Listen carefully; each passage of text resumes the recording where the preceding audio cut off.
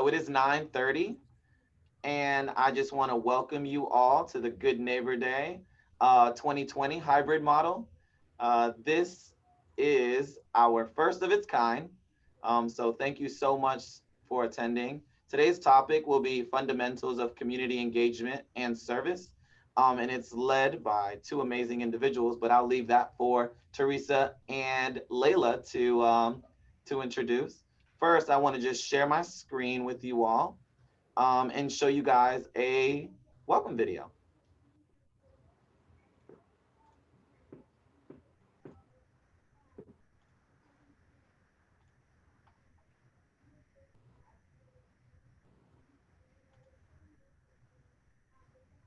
Greetings, everyone. I'm Elizabeth Hewlett, and on behalf of the Maryland National Capital Park and Planning Commission, welcome to Good Neighbor Day 2020. We have been a proud partner of Good Neighbor Day for 8 years as we continue to provide healthy recreation options for our community. Each year, we look forward to joining you in rolling up our sleeves, using a little elbow grease to spruce up our community. However, just as with many events in our lives, COVID has forced us all to reevaluate but reimagine our programming. Thanks to Good Neighbor Day and our strong partners in the City of College Park and the University of Maryland, we can provide our residents with healthy opportunities to stay connected. We are Prince George's proud, resilient, and committed to engage in sustainable practices and pursue ways to keep our communities clean and beautiful. We are here and ready to serve. Stay safe, stay strong, stay hopeful, look out for one another, and be a good neighbor as we work together for a hopeful future for our community. Thank you. Hi, everyone. This is Patrick Boyan, Mayor of the City of College Park. I want to thank you for joining us today and welcome you to Good Neighbor Day. This annual event takes place to beautify our shared spaces, and the City of College Park does it in partnership with the Maryland National Capital Park and Planning Commission and the University of Maryland. Good Neighbor Day brings people together in our shared spaces to better our community and meet each other. You might be serving in your own neighborhood today, or you might discover a place in College Park that you've never been to before. It's a true measure of our community that, especially during these tough times, we come together and respond in service and partnership. So I want to thank you for taking your time today and for taking pride in your community enough to chip in and help. I also want to thank our partners at the University of Maryland and the Maryland National Capital Park and Planning Commission. We couldn't do it without you. Thank you very much and have a good day. Welcome to the 9th annual Good Neighbor Day, the first of its kind. This year's hybrid version of Good Neighbor Day includes virtual workshops and small-scale in-person projects focused on creating and maintaining vibrant communities, as well as educating and exciting our fellow community members on a variety of topics. The University of Maryland is grateful for the Office of Community Engagement, the Prince George's County Department of Parks and Recreation, the City of College Park, and every other partner that made this event possible. As a land-grant university and do good campus, through collaboration and commitment to public service, we all demonstrate what it means to be Terrapin strong. Hello, and welcome to Good Neighbor Day 2020. Thank you so much for your participation. Good Neighbor Day began in 2011 when it was known as Christmas in April. We started with 50 volunteers and did home renovations. Over the 9 years since, Good Neighbor Day has grown into a strong local tradition. Hundreds of volunteers have helped many in our area. We have a wonderful partnership that includes the University of Maryland, the City of College Park, and the Maryland National Capital Park and Planning Commission. This year, we have a very different kind of Good Neighbor Day with both in-person activities and online workshops. In person, we're going to be beautifying community gardens. We're going to be supporting local food banks through our food drive. And we're going to be doing cleanups in many communities. Our online workshops include financial wellness, mental health and stress management, answering the call to justice and community involvement, and talking with our University of Maryland student athletes about their experiences. I want to extend my heartfelt appreciation to our Office of Community Engagement for their leadership and coordination of Good Neighbor Day for many years. So thank you, Gloria, Jose, Gulshan, and Cameron. Also want to thank the many planners, coordinators, and volunteers who made a commitment to Good Neighbor Day again this year. And lastly, I want to remind everybody to stay safe, exercise healthy behaviors, wear your face coverings, wash your hands, stay socially distant. And if you're not feeling well, please don't participate in person. Thank you once again. Now let's get started.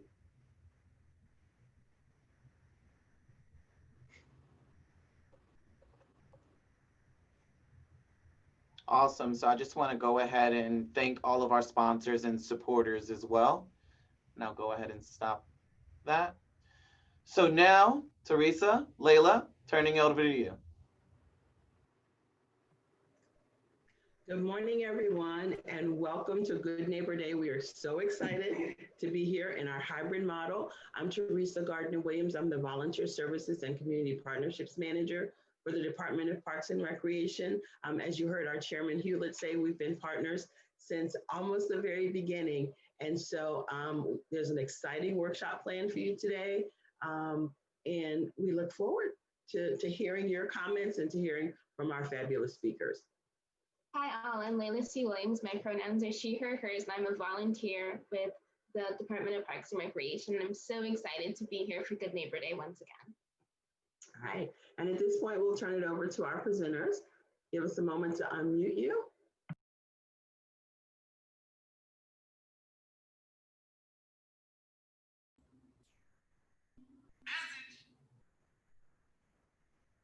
You can go ahead, Ms. Rutherford. Good morning. I am Tiaa Rutherford. I am the Litter Reduction Program Manager for Prince George's County. I want to thank Prince George's County Department of the Environment. I want to thank you all for attending our session this morning. I will be speaking a little later, but I'll turn it over to our primary speaker. Good day and blessings to everyone. My name is Benedetti.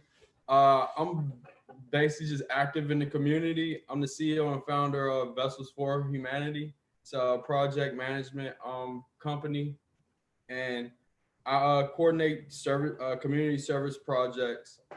For this presentation, we're going to talk about community engagement fundamentals, which I see is the bullet points that I'm going to share with you are just significant factors I want to illuminate in this brief experience that we're sharing together. And share. Ms. Rutherford, is everything? Yes. Okay, great. So the two fundamental factors in community engagement are communication and unity, which equals community. And it starts in our front yards.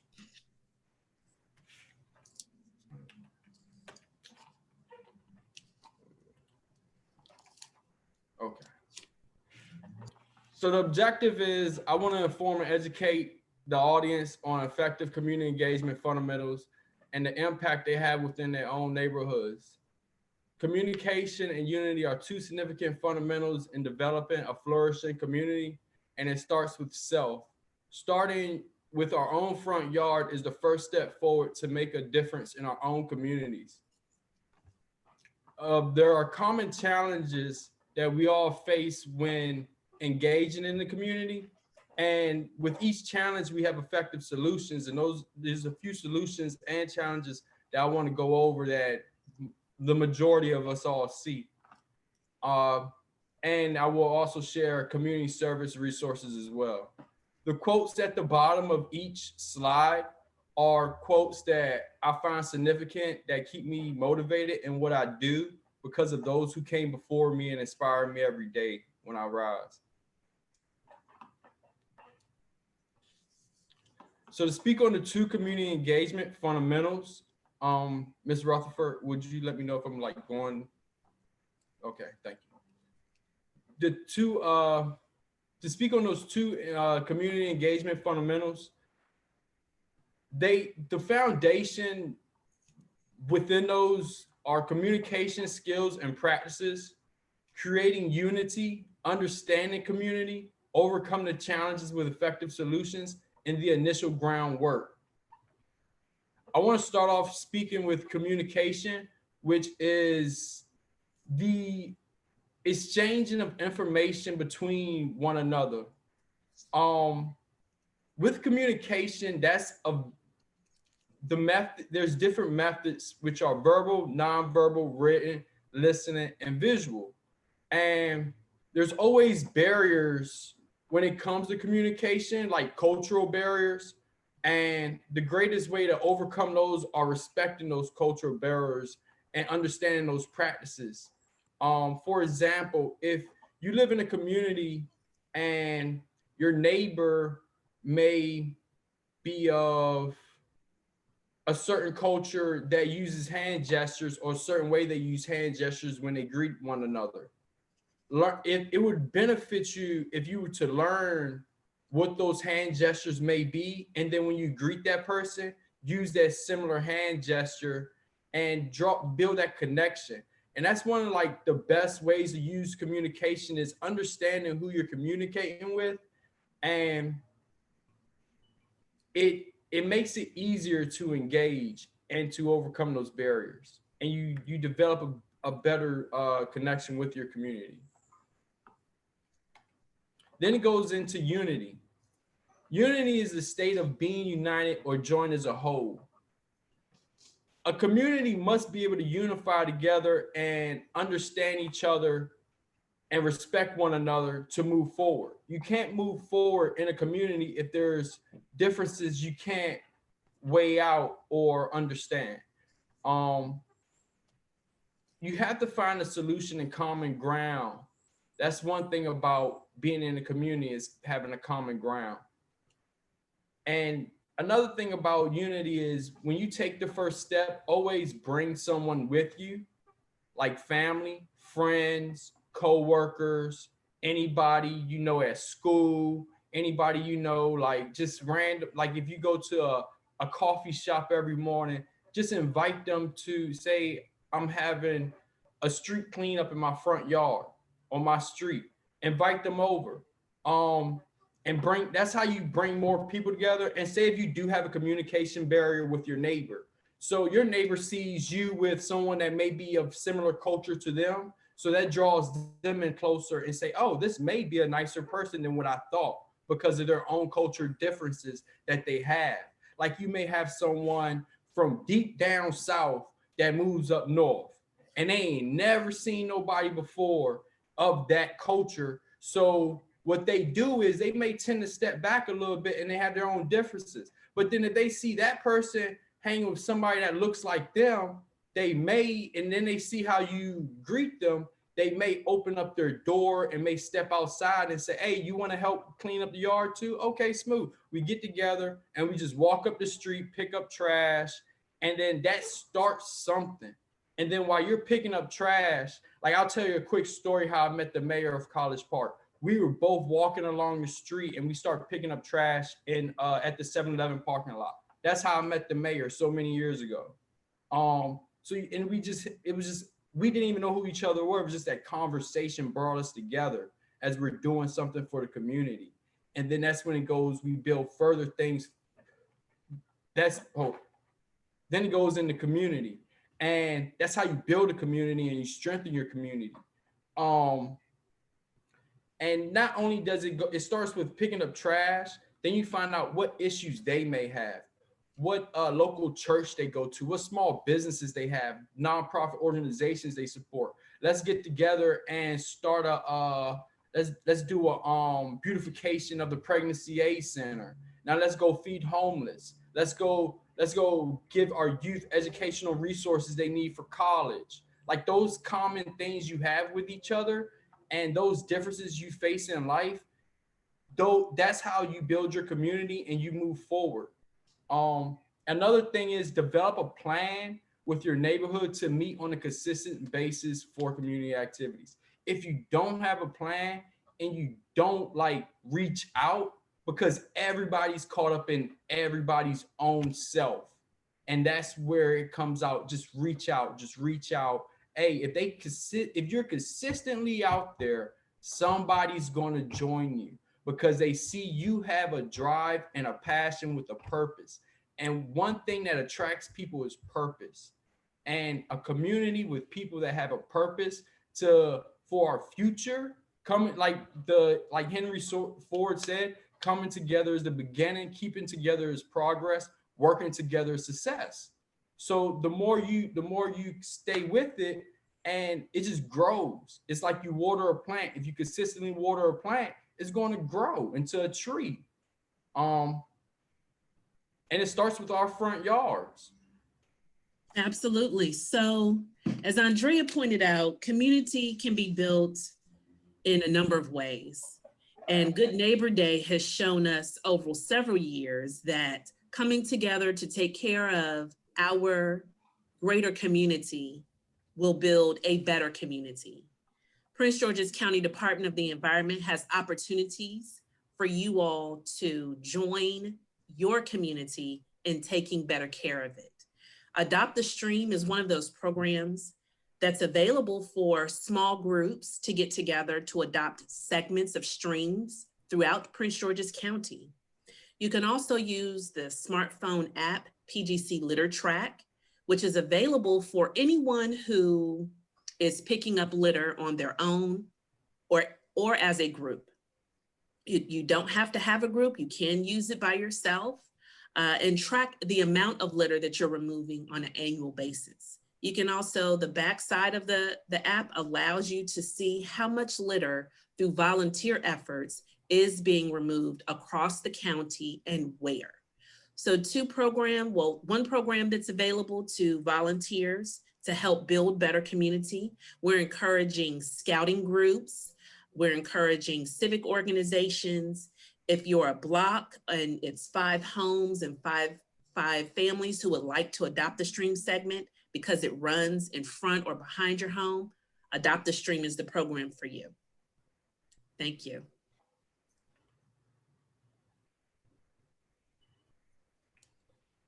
And I'll touch more on community engagement challenges that we face, which I speak on, which are volunteer commitment, social media limitations, schedule conflictions, and personal benefit over collective success. Volunteer commitment is one thing that, as I speak on consistency, that can be a deterrent for volunteers, is keeping that commitment because of the purpose. Some volunteers may say they'll do one thing, but then they not follow up because they may not feel the passion in it. And they may not have a checkup when some people may feel like, oh, they didn't reach out to me to check up on me, so it may not be that important. So you don't give them an extra drive to go forward. One thing I do encourage, I do myself, is to always check up, always reach out, regardless of how you may feel or regardless of how discouraged you may be within. Always reach out, because that helps solve that volunteer commitment. Sometimes we have social media limitations. I just want to go ahead and note that I'm going to go ahead and go to the solutions as I speak on these challenges, and because each challenge I say, I'm going to go ahead with the solution following it. So social media limitations, schedule conflictions, personal benefit over collective success. So with the social media limitations, there come times when, like nursing homes, for example, I had a project I did at a nursing home, but there were social media limitations, so I wasn't able to get that outreach because they had their own protocols. And some seniors, they didn't want to be seen on social media. So a lot of things that I had to promote, I couldn't promote it as well. Find ways around it. Direct contact.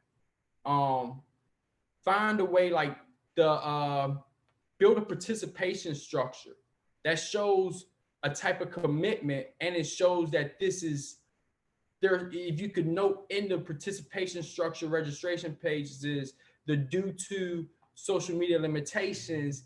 That's why the promotion is, say, make up a good line or, you know, let people know, make them aware of what you're dealing with. And then when it goes into that personal benefit versus collective success, add an incentive. An incentive is the best way to overcome that challenge. And one thing about youth is right now, every student in high school needs community service hours. There you go. There you go. You volunteer, you do this, you get your community service hours, networking opportunities, the social empowerment. Sometimes you use that social media empowerment or that platform, whatever platform you have, as incentive for others, because that is an incentive. Sometimes it is an incentive for others just to be standing next to a certain person, just to be in their presence because of the impact they had on their life. So when you do things like that and show them exactly what it's about, like prime example, Santa Claus is a campaign that I am dear to heart with for Safe Shores, a children advocacy program that I'm an ambassador for. I've stood next to people that really impacted my life, like Sonny the City from WPGC and Fox News. Like, just people like that, very significant people that inspire you every day. That is a great incentive, relationships, connections, and moving forward. And take the initiative. Action. It starts with self. It starts with me walking out the door. It starts with me putting on my shoes. It starts with me. Um, Encourage citizen participation. Utilize your community service resources. There are so many resources out here, and the number one resource is your neighbor. Like, that's your number one resource. So you can't say that you don't have any resources because they're everywhere. You can't. It's impossible. Um, Practice effective communication skills. Like I said, understand people. Google. If you see somebody that looks like somebody and you're unsure, there's Google. Like, Google is the encyclopedia of today, the dictionary, the everything. You can find so much information and learn so much about your surroundings. And there are community engagement resources I would like to share.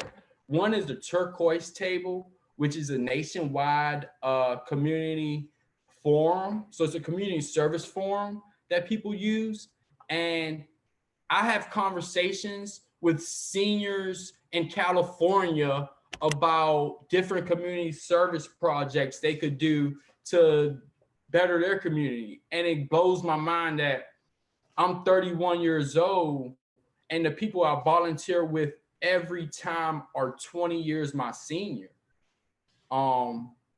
It's a blessing to have people like that have so much love and care for the future, which is me and everybody coming after me. But it's like, wow, we really need to impact our youth and put this in our youth minds and hearts. Vessels for Humanity. I have a volunteer resource program platform with my website. I have on there different volunteer opportunities I'm consistently throwing out there. I'm consistently posting them. I wake up every morning and I just research volunteer opportunities so I can see what I can do and connections I could build to help my community. So when my niece and my nephews and my children's children, when they go places and when their friends go places, they have freedom. They don't have to worry about the same struggles I've dealt with as a child growing up in South Carolina, moving back to DC, and still facing so many different challenges in both realms. The Prince George's Park and Recreation. That's another perfect that's another perfect a resource. Your county parks and recreation. Google county volunteer opportunities. You'll find what you need to get out there. Your local university, University of Maryland Office of Community Engagement, has a web page where they share their community engagement projects that they have the students involved with. It is always good to get involved with your local universities and churches as well, because they always have something for the community, and it's the best way to build a community. You don't want to continue to live 50 years and not know who your neighbor is. Like, that's not how I want to live. I want to be able to at least forget to leave something unlocked and not worry when I'm 30 minutes outside of where I live at. And I'm like, oh my God, I can't believe I left my door unlocked. Who's going to rob me or who's going to go in my house? Like, I don't want to live like that. I want to live like, oh, my neighbor's going to be there. So if anybody do go in my front yard and walk up to my door, hey, what are you doing? You don't live there. Bye. Next Door, which is a community website that I found that is very helpful because everybody that's on Next Door that is in your page or on that platform is your neighbors. Like I find out everything on Next Door. There's a big boom. Like one time an electrical thing went out at the university nearby and it was a big boom. You just go on Next Door and you find out what it was. Somebody just went on there already. They have already called. They've already figured everything out.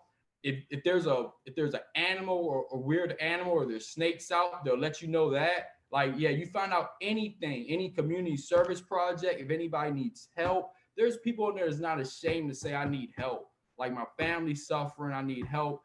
And just reach out to them. Hey, how can I help you? What do you need? What resources do you need? There's a church that's right near you. All you have to do is walk there and you'll get the food that you need and the resources that you need. And I'll go ahead and start taking questions.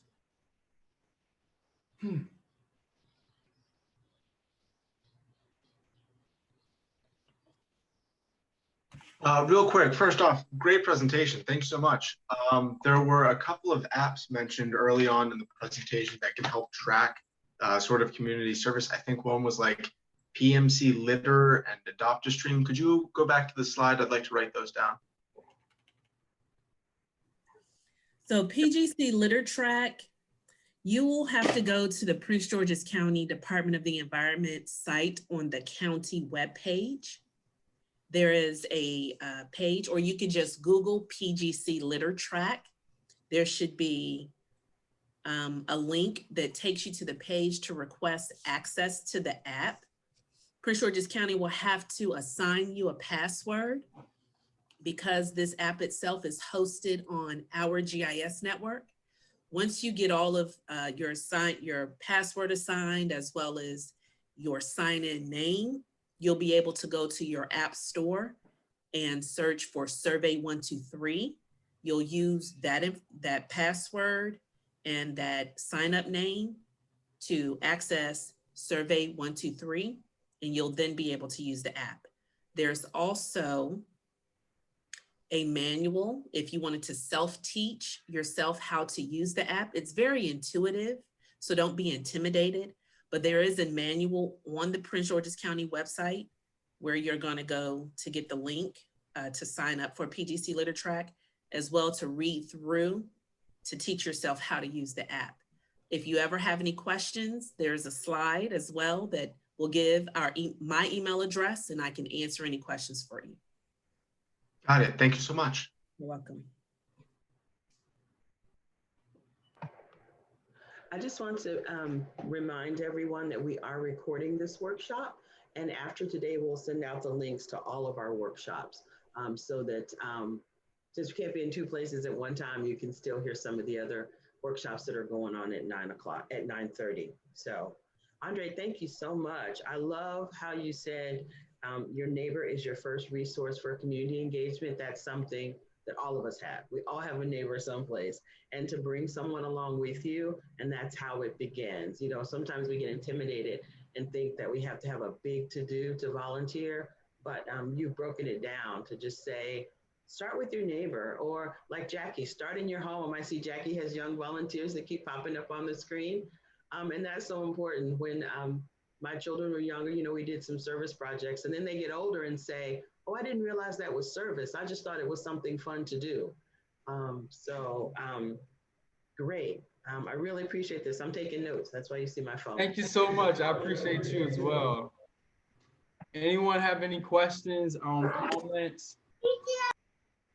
I just wanted to say thank you again for sharing. And I love when you said about purpose, that we all have purpose.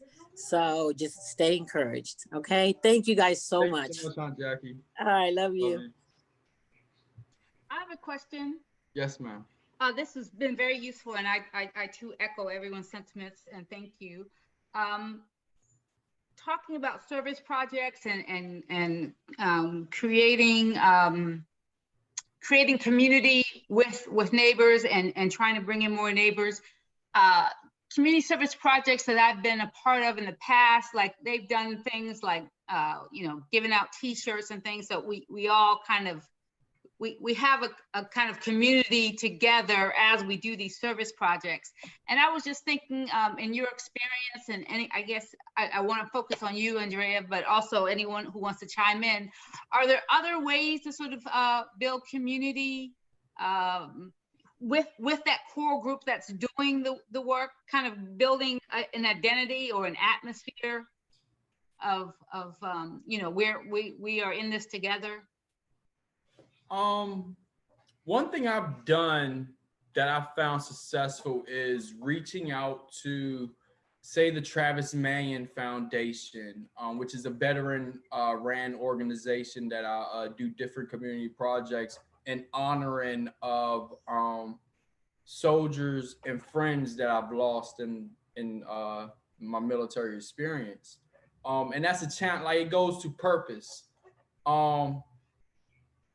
I've dealt with a lot of loss in life. And I've lost, like in my military experience, I've lost a lot of friends and close ones. So the Travis Mannion Foundation, that's all they focus on is community service projects and honoring to those who have served our country and sacrificed their lives for us and our freedom. So with that said, that my loss is actually giving me an opportunity to be someone else's gain by each soul that has gone on as a sacrifice. Now they have their sacrifices become my purpose to serve the community and better our community. Building things like that and getting people to understand that. Explain what the foundation or what the project you have. Explain to them how it impacts you. When you do that, they automatically feel that connection. And not only do your passion and loss becomes their gain, they feel that. And then they have a greater purpose or a greater sight on something. Because one thing I've noticed is that people really don't know things until they're aware. Like you're not. Like you could see, I could tell you all day the stove is hot, but until you touch it, you're truly not going to believe it's hot. And that's what, unless I break down the chemical basis of why it's hot, you're still not going to believe it until you touch it. So it's like either way it goes, you have to make that connection. And when you do that with people, it draws them in and looking for those foundations that support what you have challenges within life. Another one is Safe Shores, a children's advocacy program. A lot of our children need that. A lot of our children are silent because of the way their homes are being, the way their lifestyles are in their homes. It's not their fault. It's not their parents' fault. It's just a generational thing that's just been going on, that we just continuously go on and continuously be silent, but then it stops when you speak.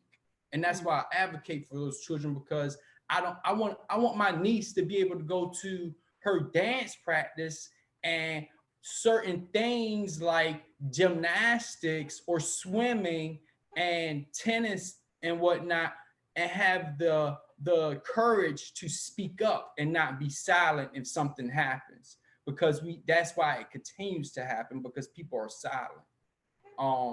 So yeah, those different advocacies, reach out to where you feel your voice is. And even if you don't want to be on front lines, you can always be on the backside doing some type of work and helping somebody out by just sharing a post. Okay, I hear you. Thank you for that.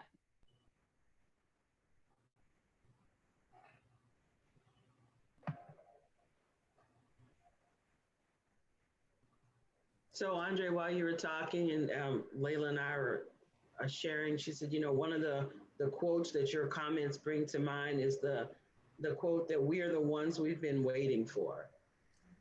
You know, you see a need in the community, you just jump in and do it. And so you've been a great example of that. And I really appreciate you encouraging us all to do that. You know, we're the ones we've been waiting for.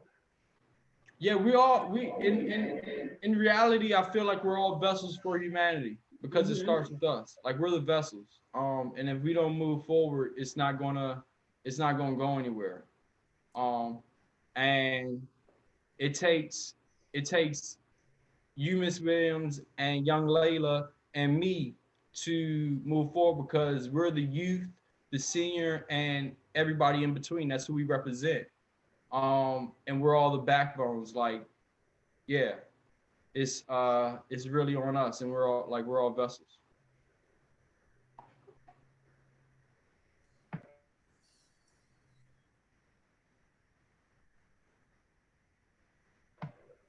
Andres, we're going to go to the slide where our contact information is located. Okay.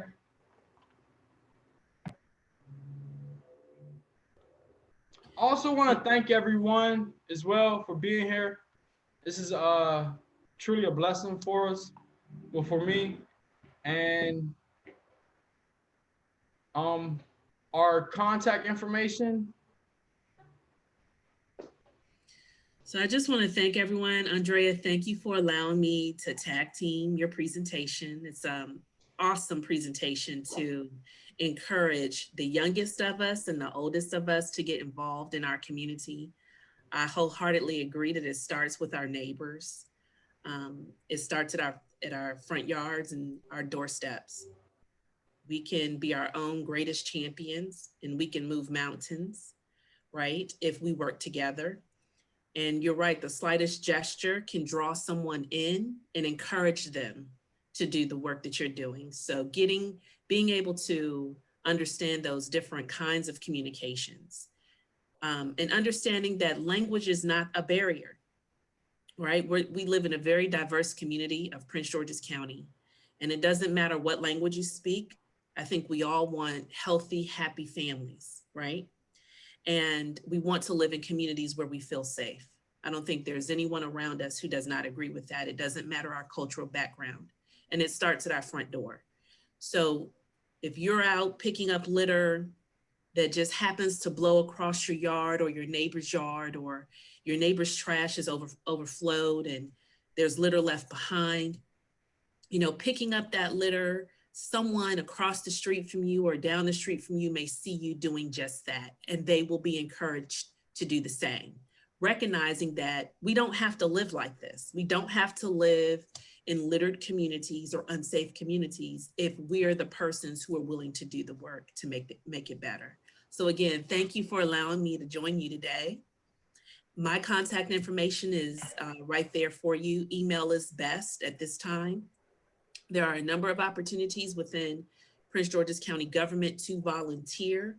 We keep saying litter because that is one of the biggest problems that our residents in the county say we have.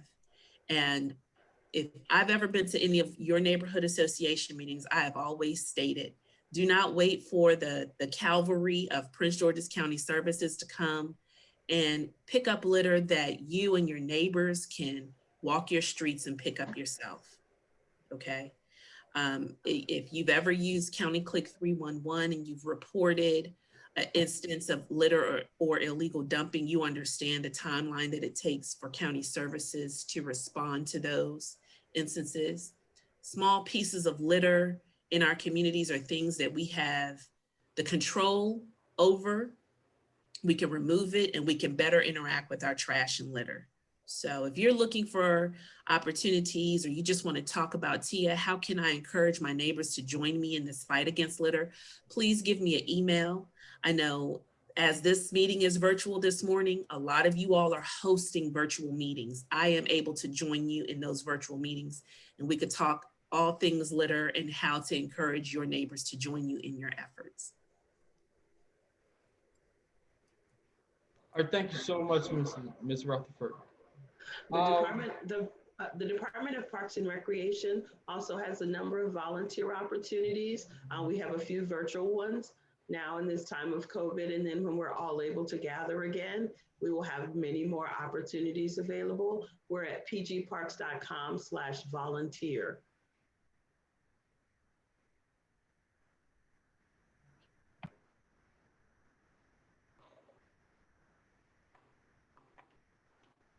Andrea, any final or closing thoughts for the morning's workshop?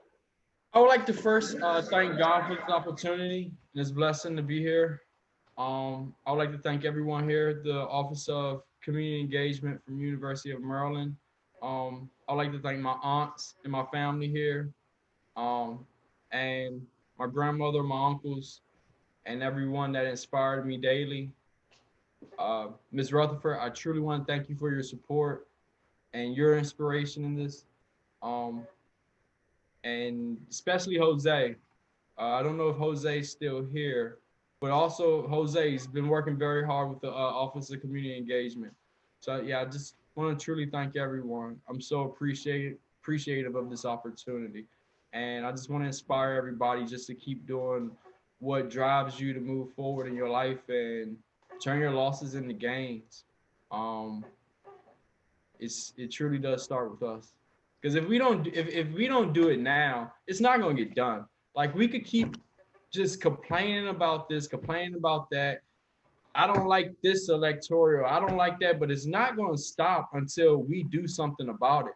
Like until we're the ones that's making the calling the shots.